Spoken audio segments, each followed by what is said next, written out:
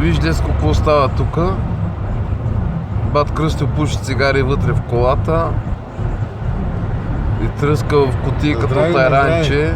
На здраве. Искам да ги направиш решето, сега ще го пусна на тази вечер на Вайбъра.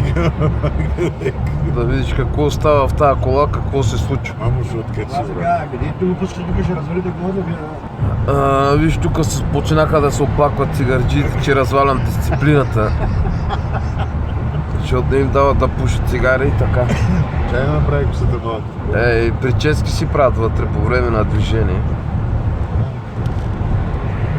Шофьора е много сериозен. Той е отговорник на колата. Обаче той пуска аванта на хората да пушат вътре. Той също пуши, да знаеш. Аз го качих, имам го в Фейсбук го имам. Мога да сваля снимката да ти я покажа как пуши с цигари и той.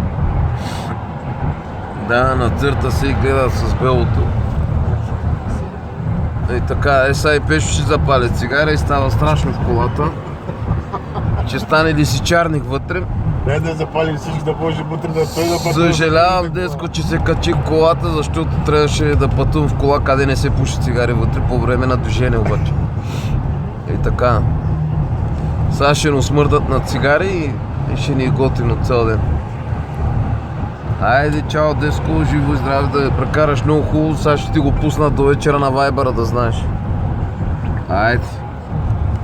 Айде, чао.